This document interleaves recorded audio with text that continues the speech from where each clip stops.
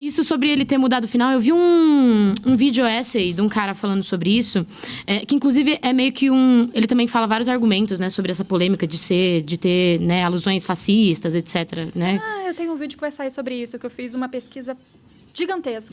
Que foda. Pessoas falarem que Attack on Titan tem viés pró-fascismo. Eu acabei de fazer esse roteiro. Que legal.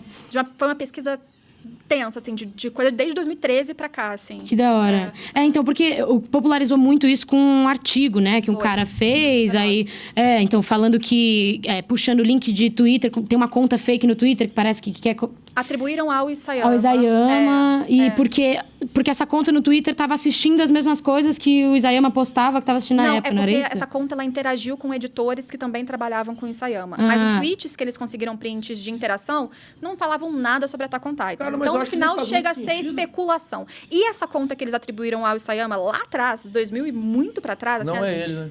Não tem como saber, não tem como afirmar. E o que aconteceu foi que os fãs sul-coreanos... Porque tem muita questão de histórica de Coreia do Sul com o Japão, China e Japão.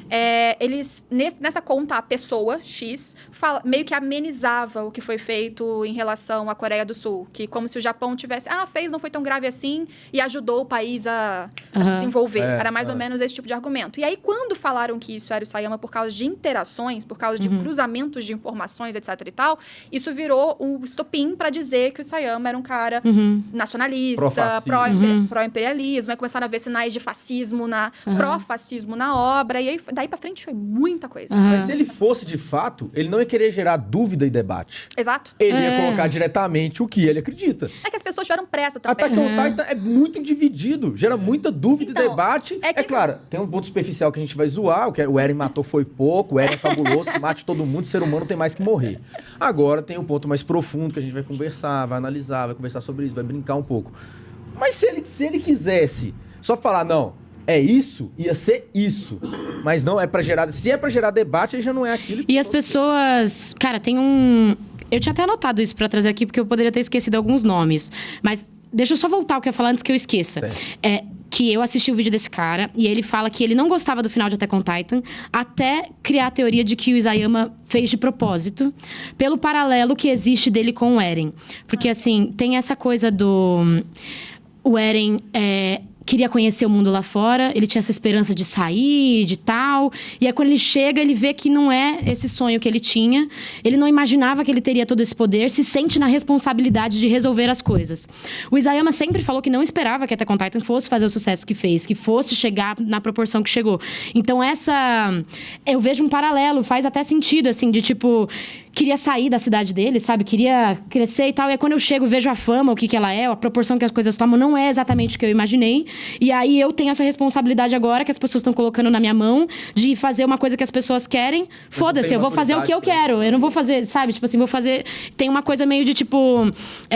bem no finalzinho, aí ele usa esse momento, assim, do Eren ficar fragilizado na conversa com o Armin, pra mostrar justamente isso, assim, que ele se vê desse jeito, tipo, que ele tá fazendo o que ele quer, que não deixa de ser uma birrinha também, sabe? Que ele é A falta de maturidade. Ele não sabe como fazer isso. Tipo assim, ele tá fazendo o que ele acha certo, mas as pessoas, os amigos dele não concordam, tipo... E eu imagino, assim, que, sei lá, os editores não concordavam com muitas coisas que ele fazia. A morte da Sasha foi mudada por causa disso. Então, eu acho que no final foi quando o Isayama, talvez...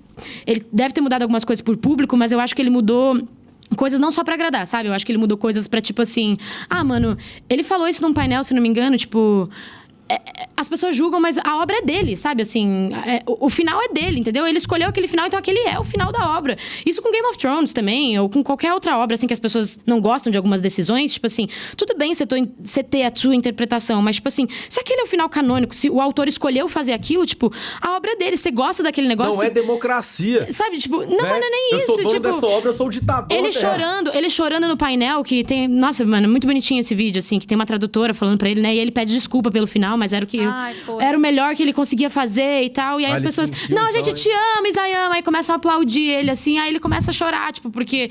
Tem gente que gosta também, tem gente que não... Mas é isso, ele não vai agradar todo mundo. E eu vejo super esse paralelo do Eren nesse sentido de, tipo... No final, ele fez o que ele achou certo. E o Isayama é meio que isso. Eu fiz o que eu achei certo. Essa pressão muito errada, porque a gente teve muitos términos de mangá recentes.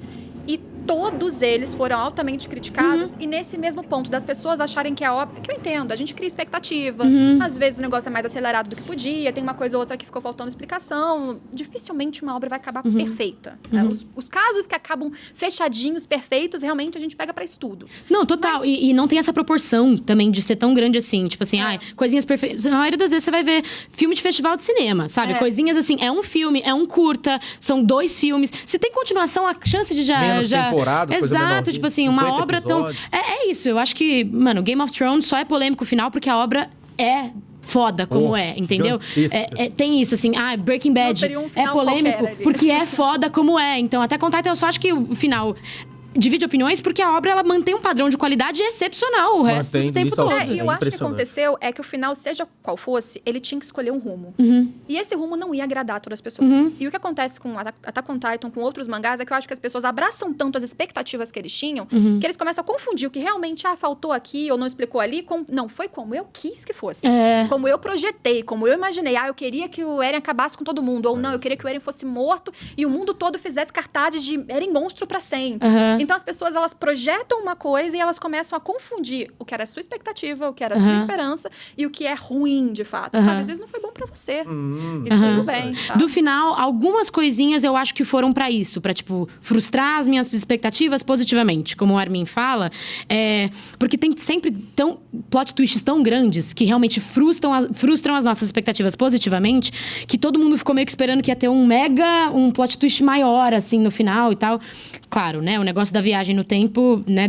Viagem no tempo, mas do poder do Titã de Ataque, o que é o Titã de Ataque, eu acho que é o maior no final. Só que eu acho que aquele final, assim, de mandei o Titã em direção à minha mãe no finalzinho, é só pra ter mais uma coisinha, sabe? Tipo, pra ter mais uma coisa pro público ficar... tá, é plot twist, é Attack on Titan que eu tô assistindo, sabe? Eu acho que isso é pra fazer aquele negócio do paradoxo mesmo, sabe? De que ele... que começou toda essa jornada de ódio com a morte da mãe, pelo ódio da morte da mãe, ele acabou se vendo no momento em que ele precisava fazer aquilo acontecer para que o final fosse como ele... Não, é bonito, eu acho que faz total sentido, mas eu não acho, eu acho que talvez tenha sido um retcon, assim, talvez... Você acha? Você acha que foi retcon? Isso, Pior que eu não acho também. Isso eu não acho, não. Ele rindo na morte da Sasha também? Eu acho que... Não, isso sim. Isso eu acho que ele pensou. Né? Isso eu acho que ele pensou. Eu acho que o que ele pode ter mudado, por exemplo, é a galera que se transformou em titã irracional no final e voltou no capítulo seguinte. Ou, sei lá, o tom talvez... Porque assim, o romance entre Mikasa e Eren... Eu tenho opiniões polêmicas sobre isso. O pessoal Eremika vai me matar, mas eu acho que ele não foi desenvolvido. Não foi nem um pouco. Não foi. Mas não foi mesmo, pô! É a coisa mais estranha. Porque ele deu uma entrevista na segunda temporada, no momento que ele ativa a coordenada pela primeira vez, que aquilo ali, ele pensou em fazer um beijo. Quando eles se olham e chega assim, ele vira e dá um fogo. Mas ele não era casado ainda, ele não conseguiu, ele tinha vergonha. E outra, eu acho... não teve, mas entendeu? não precisa, sabe? Tipo assim, uma obra sobre guerra, as pessoas não têm tempo pra romance, entendeu? Mas por isso que eu acho normal o estranhamento de repente, caraca...